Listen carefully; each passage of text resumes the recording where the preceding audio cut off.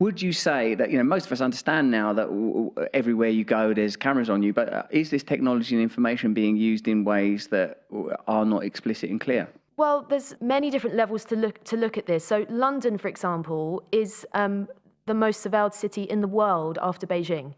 And proportionate to the population size, the UK has as many surveillance cameras as China. So we are an incredibly surveilled country.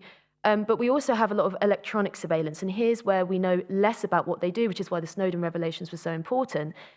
We've got intelligence agencies that have spoken about seeking to master the internet and have total information awareness. Again, the kind of thing that we get upset other countries about, governments that want to control the internet, censor people on the internet, watch every single thing that they do and create records about them. We have that. That's all in the Snowden documents. The question is, when do we start to feel it?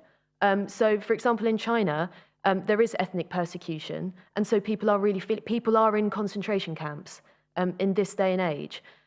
Here, when will we start to feel it? When could there be somebody who gets into power that uses this extraordinary architecture for evil?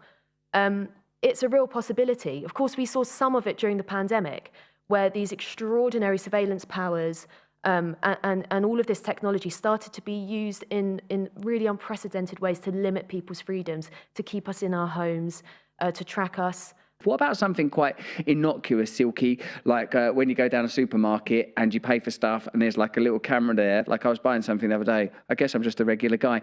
And I saw when I was doing the scanning, which I find quite hard actually, and I never know which bit to put it in, and you've put it in the bagging area. Get that out of the bagging area. What is the bagging area? Don't be disgusting or childish. Sorry. Like, what... why are you on a camera during that? There's no need for that to be a camera there. What's going on with that? Is that some facial recognition stuff? What are they up to? It's excessive. It's, I think increasingly modern life is managed through surveillance, and we just expect cameras everywhere for everything.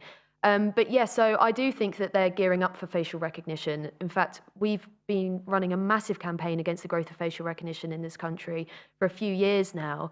And so I think that some of the supermarkets are a bit reticent about rolling it out, but they will absolutely try, if nothing else, just to cut jobs so that you don't have to have someone like check ID when you want to buy a bottle of wine, because they'll get facial recognition to determine how old you are.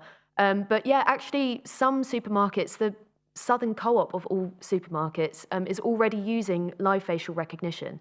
So when you go into those stores, your face is being compared against the watch list of people that they don't want in their stores, even if you're not a criminal.